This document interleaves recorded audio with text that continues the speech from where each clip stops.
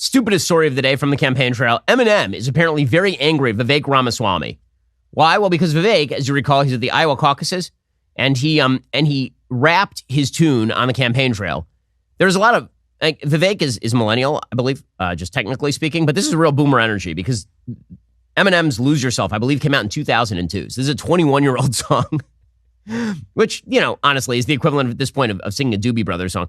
And here is Vivek on the campaign trail.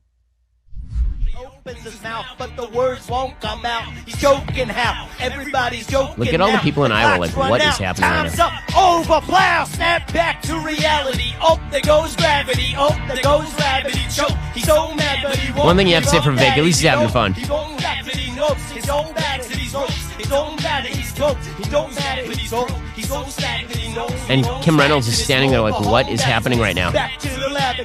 She's standing on the corner of the stage like, why is this happening? Why is this a thing that's happening? What is happening? That is so, wow. The levels of cringe are just astounding. I know this because I've done a few cringe things in my career. You may have noticed. I believe that in a cringe off, Vivek wins, hands down. In any case, all of that's fine, and all of that's just stupid campaign tricks. That's all fine. Eminem literally wrote a letter to Vivek Ramaswamy, threatening him with legal action. He sent a letter to Vivek's lawyer, quote, "This letter serves as notice to you pursuant to BMI music license for political entities or organizations entered into by BMI and Vivek 2024 that BMI has received a communication from Marshall B. Mathers III, professionally known as Eminem, objecting to the Vivek Ramaswamy campaign's use of Eminem's musical compositions and requesting that BMI remove all Eminem Works from the agreement." So Eminem Works are excluded from an agreement. So apparently Vivek's team had an agreement with BMI to use some of their music, and Eminem wrote to BMI and was like, "I don't want that terrible man using my music." You're right. Only people who shoot each other and do drugs should be able to use Eminem music from now on. I'm just like, it's so tiresome. Honestly, all these music, I am above. What is Eminem above exactly? Seriously, what is Eminem's personal history? They're like, this is a man of moral rectitude whose music, for God's sake, we use Bach in Cheez-It commercials. We literally, the Cheez-It commercials, it wasn't Bach, it was Edvard Grieg. Okay, we use Beethoven's Fifth Symphony for selling cat litter. What? Come on, Eminem. It's just ridiculous crap. You've probably had a hard go of it if you've been a small business owner since COVID. It's been pretty rough. I mean, between the federal government and state governments shutting you down, restricting you, taxing you, and all the rest, and you probably spent too much money on your taxes. Well, if you could get some of that money back, why would you not go for it? Innovation Refunds has been helping small businesses that qualify get a business payroll tax refund through the Employee Retention Credit, or ERC. The ERC is a tax refund for businesses that kept employees on payroll for parts of 2020 and 2021. If you own a business with more than 5 employees, you could have money waiting to be claimed. The ERC tax filing is complex. Innovation Refunds is dedicated to helping business owners navigate that process. Their survey research shows a large number of small businesses that had from 5 to 500 full-time employees in 2020 or 2021 might be eligible for an ERC tax deduction.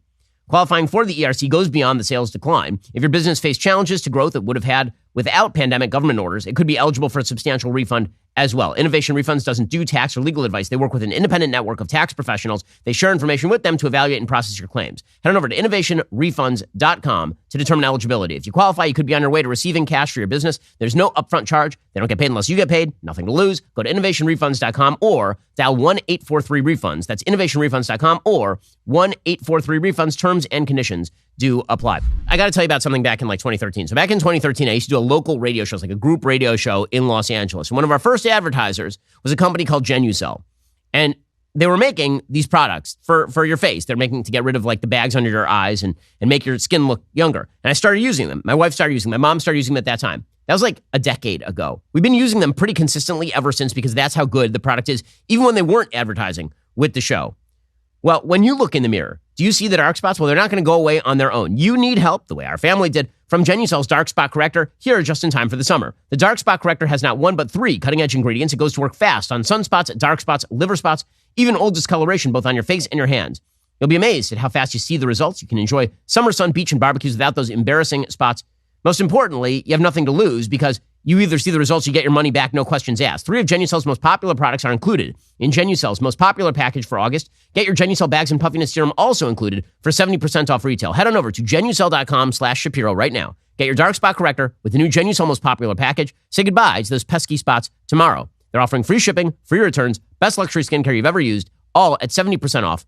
All orders will also include a mystery luxury gift while supplies last. It's a great product. Go check them out right now. Genucel.com/Shapiro. Okay, speaking of other ridiculous crap, Pope Francis is a terrible pope. So just going to put that out there. He's really bad at the poping. Now, I don't have any stake, obviously, in the Catholic doctrine of Pope Francis.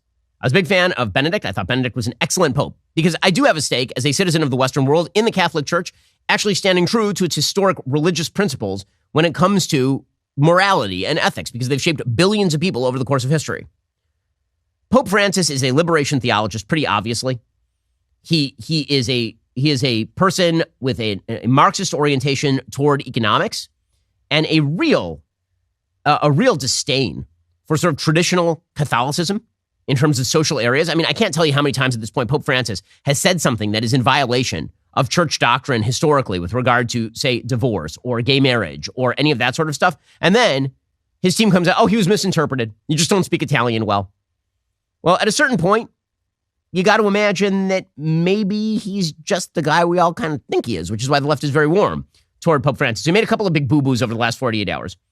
So first, he was speaking by video to a gathering of Roman Catholic youth in St. Petersburg, and he urged them to follow in the path of Peter the Great and Catherine the Great, whom he called rulers of a great enlightened empire of great culture and great humanity, which is a weird take, since both Peter and Catherine were wild territorial expansionists. It is what they are known for, and they are also the two figures that Vladimir Putin most cites as sort of historical inspirations for his territorial aggressions.